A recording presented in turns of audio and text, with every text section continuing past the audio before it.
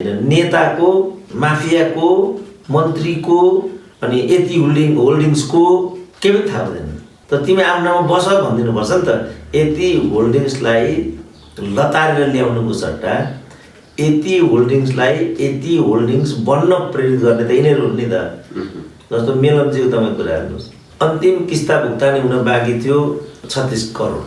अन्तिम किस्ता भुक्तानी दिइसकेपछि त मेलम्ची त डाउन भयो, काठमाडौँमा पानी आउने भयो। काठमाडौँमा पानी आइसकेपछि त जुन पानी माफियाले चाहिँ काठमाडौँमा मात्रै महिनाको 4 अरबको व्यापार गर्दा छन्, त्यो माफियाले चाहिँ मन्त्रीलाई प्रभाव पार्यो र उनीहरूको संयन्त्र खडा गरेर एमसिसी भन्ने जुन कम्पनी थियो इटालीको मेलम्ची बनाउने, त्यसलाई यहाँबाट चाहिँ भगाइयो। सचिवलाई थर्काइयो। ठाकुर भन्ने सचिवको मैले आफै अडियो सुनिरहेको थिएँ। अहिले त्यही काण्डमा 25 करोड चाहिँ बिना मगरको नाम आइरहेको छ। त्यो विषय त्यही हो। अनि नयाँ ठेक्का गरियो, 2 अरब 52 करोडमा नयाँ ठेक्का दियो। त्यो कसले पायो? जो प्रचण्डको घरपट्टि हो।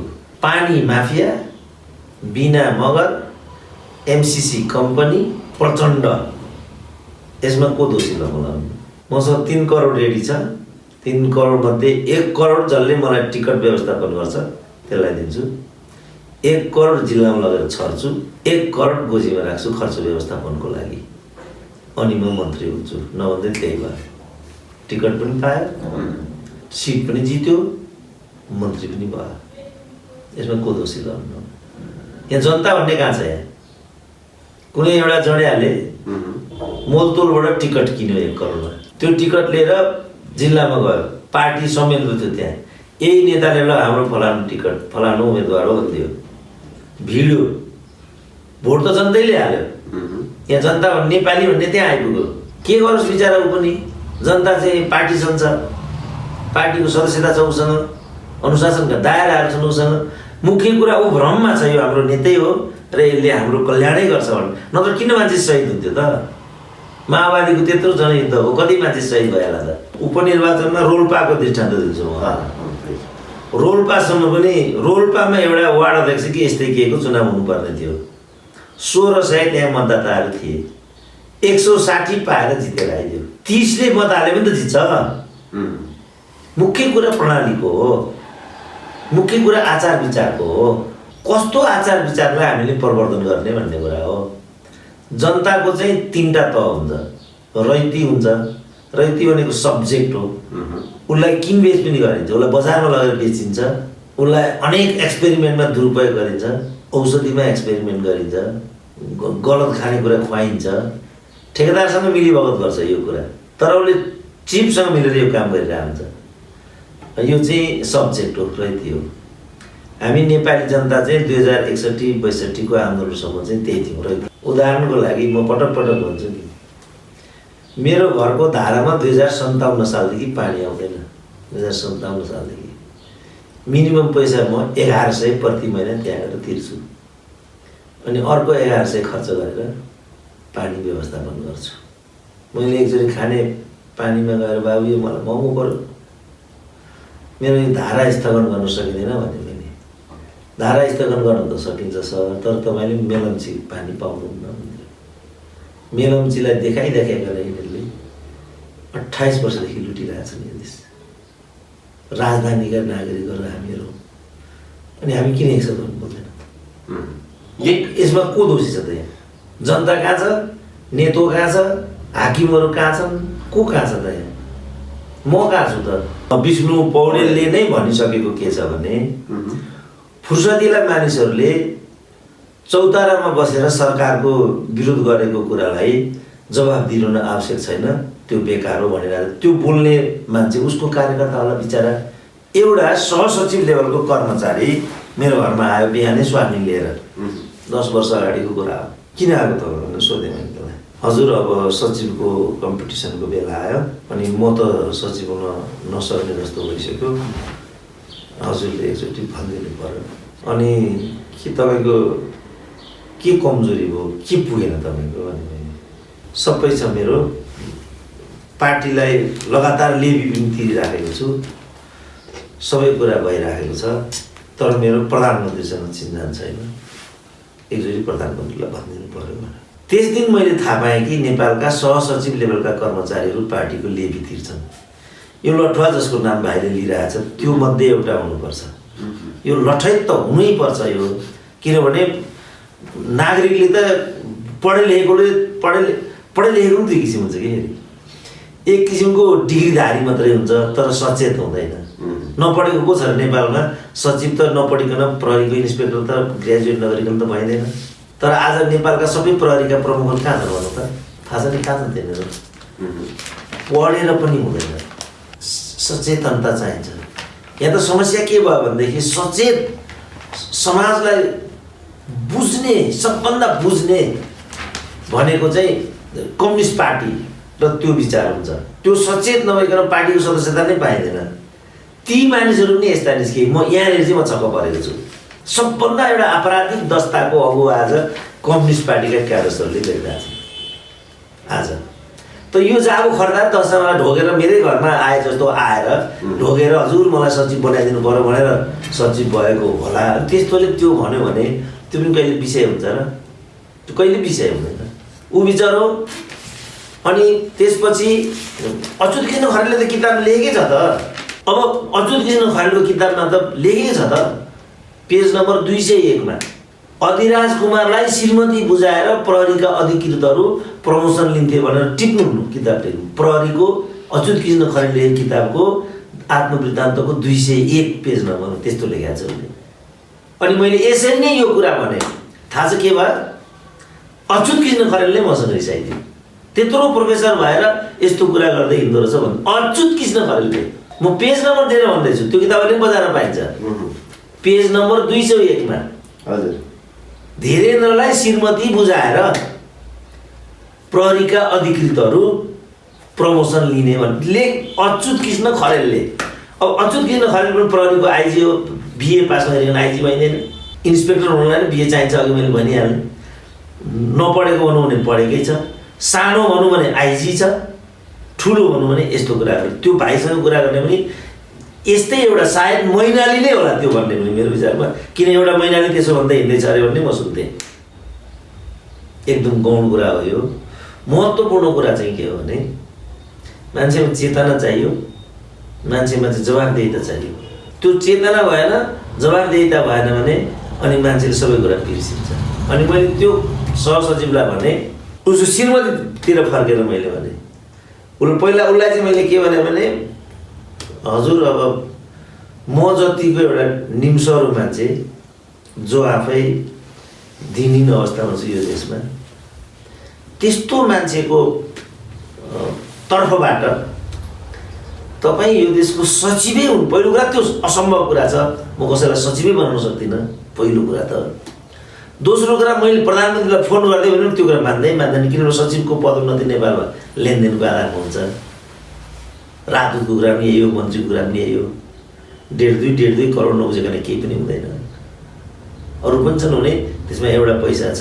ल भइहाल्नुभयो तपाईँ भने पनि मैले नै बनाएको सचिव भएर त के हिँड्नु, कसो भाउ छु भनेर स्वास्नीजीपट्टि मैले हेरेपछि मैले बुझेँ हजुर, स्वास्नीले बाटी रहेछ। मैले बुझेँ हजुर भने जुर्को उठेर भनेर हिँडेँ। अब ऊ सचिव पनि हो, पढे लेखेको पनि छ, गाडीमा पनि चढेर हिँड्छ, सुकिलो लुगा पनि लगाउँछ। तर उसको लेभल यस्तो छ भने अनि पढाइको के अर्थ भयो, पदको के अर्थ आयो? या हो यी मानिसहरूलाई उठाउने। तर को मानिस यी भन्दा 100 वर्षपछिका नेपाली। अहिलेको नेपालीको लागि त मेरो कुनै विषय नै छैन। अहिलेको नेपालीको लागि त म डिबेटै गर्दिनँ। किनभने अब लोकतन्त्र भन्छ, 12 चोटि एउटै मान्छे मन्त्री प्रधानमन्त्री हुन्छ। लोकतन्त्र भन्छ कि स्वास्नीलाई अगाडि बढाउँछ, कि छोरीलाई अगाडि बढाउँछ, कि बुहारीलाई अगाडि बढाउँछ। आउन त उनीहरू जम्मै भोटबाट आएका छन् नि, के होइन, मतदानबाट आएका छन्। बहुमत अस्ति त्यो ज्ञानेन्द्र साई भन्नेलाई एउटाले भन्यो नि, लालबु जकड एउटाले, ज्ञानेन्द्र साईको त्यत्रो हैसियत छ भने वडामा गएर वडा समितिको 100 भोट ल्याएर हेरोस् अनि हामी कुरा गरौँला भन्यो नि उसले। त्यसले भनेको एकदम ठिक छ। जस्तो म वडामा जाउँ, मैले भोट पाउँछु त? 1 भोट पनि नेपाली जनताले मलाई भोट हाल्दैन, के भन्नु त ती जनता गाली गर्नु? जुन विद्यार्थीलाई मैले पढाएँ त्यही विद्यार्थी मलाई कुट्न आउँछ भने त्यो मेरो विद्यार्थी हो त। तर सबभन्दा ठुलो नेता उही छ नेपालमा। युवामा भ्रष्टाचार सिकाउने नै विद्यार्थी युनियनका नेताहरू हुन्। अहिले त भनौँ न हाउसमा कुन उमेरका मान्छे पुगिरहेको छ ल हेर्नु त, त्यहाँ त आशा गर्ने केही पनि ठाउँै छैन नि। एउटा भूमिका खेल्ने कुरा हो सिनेमाको जस्तो। सिनेमामा एउटा चाहिँ अस्ति एउटा भारतीय सिनेमाको नेपाली सिनेमाको त म कुरा पनि गर्न छोडेँ, किनभने कुरा गर्यो कि किन मलाई यसो गरेर वक्तव्य निकाल्छ, के कुरा गर्ने यिनीहरूको त म कुरा पनि गर्न छोडिहालेँ। अब भारतीय सिनेमाहरूकोसम्म कुरा गर्दा कमसेकम प्रोटेस्ट आउँदैन होला भन्ने अभिप्रायले मात्रै म भन्दैछु। एउटा अत्यन्तै नटोरियस भिलेन, उनको नाम त मलाई आउँदैन, अत्यन्त नटोरियस भिलेनको एउटा चाहिँ यस्तै अन्तर्वार्ता रहेछ टिभीमा। त्यो अन्तर्वार्ता हेर्दाखेरि म आफै छक्क परेँ। त एकदम शैतान, राम्रो नपढ्ने, साथीभाइसँग झगडा गर्ने, यस्तो तेरो बाल्य अवस्था थियो भन्ने सुनिन्छ नि, के हो भनेर सोध्यो उसले। उसले के भन्यो नि सबै गल्ती हो, टोलमा सबभन्दा लोयल बच्चो, लोयल युवा मानिन्छु म। डिग्री मेरो हेऱ्यो भने म थ्रु आउट फर्स्ट डिभिजन छु। मेरो छोराले पनि मेरो त्यो डिग्री हेऱ्यो भने मेरो अनुहारतिर हेर्छ, यो त होइन होला बाबु भन्छ मलाई। तर सत्य यही हो कि म टपर हुँ मेरो क्लासको, एकदमै अनेस्ट गुरुभक्त हुँ म। मेरो चाहिँ यो हो, मेरो रियालिटी चाहिँ यो हो। तर सिने जगतले मलाई यस्तो बनाइदियो जहाँ मैले या त रेप गर्नुपर्छ, या चाहिँ हत्या गर्नुपर्छ, हिंसा गर्नुपर्छ। मलाई चाहिँ सिनेमाले यो भूमिका दियो। त्यसपछि बाँकी दुनियाँलाई के लाग्यो भने म यस्तै छु भनेर, यथार्थमा म यसको ठ्याक्कै उल्टो छु भनेर त्यसले म पनि छक्क परेँ त्यो सुन्दाखेरि। अब भने चाहिँ म चाहिँ आजको समाज, आजको पिँढी, यसको लागि म बोलेकै छैन म, किनभने बोल्नुकै कुद्न आइहाल्छ के हो। जस्तो अब म हरेक दिन चिया कफी यसो कहिले काहीँ गइरहेको हुन्छु, सार्वजनिक ठाउँमा स्मोक गर्नु हुन्न भन्ने पनि थाहा भएन। उसले बिए पढेको होला त उसले पनि, मादक पदार्थ खाएर हल्ला गर्नु हुँदैन त्यो पनि थाहा पाएन। भित्तामा पिसाब नफेर भनेर टाँस दिएको हुन्छ त्यहाँ, त्यति पनि थाहा छैन उसलाई पिसाब कहाँ फेर्नुपर्छ भने पनि थाहा छैन त्यसलाई, त्यो पनि थाहा भएन। अब यिनीहरूलाई केही कुरा भन्न साध्य हुन्छ होला त। त्यस कारण म आजको पिँढीको लागि त बोलेकै छैन। अब किन आजको पिँढीको लागि बोलेको छैन, जस्तो यिनीहरूले के गरे, कम्युनिस्ट पार्टीको संस्थापक पुष्पलाल, तिनलाई नै यिनीहरूले गद्दार भने। गद्दार जसले आफूलाई जन्मायो, त्यो आमालाई बोक्सी भन्नु र जुन बाबुले आफूलाई जन्म दियो त्यो बाबुलाई हरामी भन्नु एउटै होइन। तर यिनीहरूले त्यही गरे। अब अहिले उनीहरूलाई लाजै भएको छैन। हरेक यिनीहरूको पार्टी कार्यालयमा कसैको फोटो झुन्डाइएको छ भने त्यसको नाम पुष्पलाल नै हो। यस्ताबाट पनि दीक्षित भएका मानिसहरूबाट मैले आशा गर्ने ठाउँ के छ त, एउटा मलाई यही अन्तर्गत काम गर्ने, यो गद्दारबाट लाइन अन्तर्गत नै काम गर्ने एउटा केटाले चाहिँ सोसियल मिडियामा के भन्यो भने, सुरेन्द्र केसीको यो आलोचना पनि भन्दैन उनीहरू त, गाली भन्छन् नि उनीहरू त। म गाली गर्छु रे, गाली र आलोचना पनि नछुट्याउने भनेपछि त सकिएन कुरा। गाली र आलोचनाको भेद छुट्याउनु, त्यो पनि छुट्याउन नसक्ने भनेपछि त पढेको त बिए छ उसले पनि, स्टुडेन्ट युनियनको त लिडरै छ ऊ।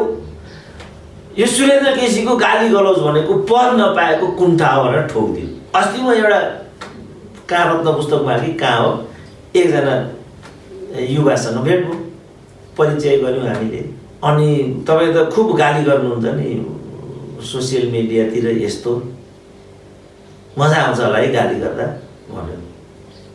मलाई रिस उठ्यो। तै पनि अब टिचर हुँ, संयम हुनु पऱ्यो। मैले संयम भएर तपाईँको ब्याकग्राउन्ड के काम गर्नु तपाईँ भने मैले, म 15 कन्या क्याम्पसमा पढाउँछु रे। के पढाउँछौ त भने मैले पत्रकारिता पढाउँछु रे। तपाईँ कसरी पत्रकारिता पढाउनुहुन्छ, तपाईँलाई गाली र आलोचना नै छुट्याउन आउँदैन भने कहाँबाट पढ्नु भएको तपाईँले भने, आरआरबाट पढेर। ल हेर्नुहोस्, आरआरबाट पत्रकारितामा स्नातकोत्तर गरेर पद्मकन्या कलेजमा पत्रकारिता पढाउने टिचरको स्थिति यस्तो छ भने तपाईँ यहाँ जनताको कुरा गर्दै हुनुहुन्छ। जनता त बिचरा ढिँडो रोटो छोरी बुहारी घरद्वारलाई सम्हाल्दैमा उसले टाउकै उडाउनु पाएन कहिले यो देशमा।